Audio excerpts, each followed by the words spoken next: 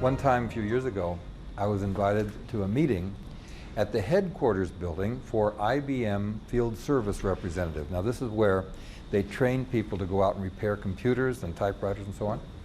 And they took us on a tour of the building. Very interesting. They had a huge walk-in computer. I walked along the path that an electron takes as it goes through a chip. I climbed in the mechanism of a keyboard. I sat on the keys.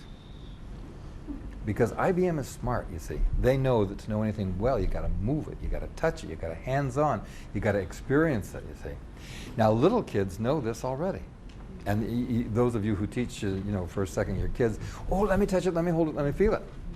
Long about fourth year, we say that's hyperactive, don't do that anymore. Well, that's not true, you see. All of us learn best through intaking through all of our senses. You hear about scientists who build models. Engineers use CAD/CAM, they rotate a vision on a screen.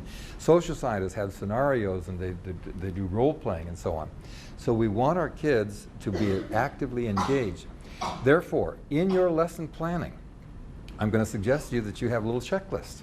And you ask yourself, are there opportunities to smell, to taste, to move, to visualize, to verbalize, to see, to hear? And the more senses you can engage, the more powerful that learning will be. Now I'm going to say something that may startle you, but I'm going to say it anyhow.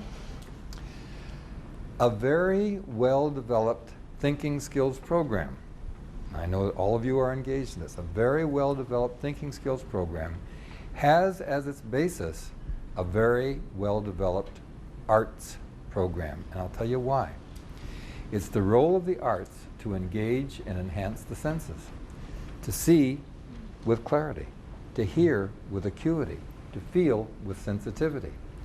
And if your kids go through your school and their senses have not been alerted and engaged, they become oblivious to the colors and the textures and the patterns around them, and nothing gets into the head and no thinking takes place.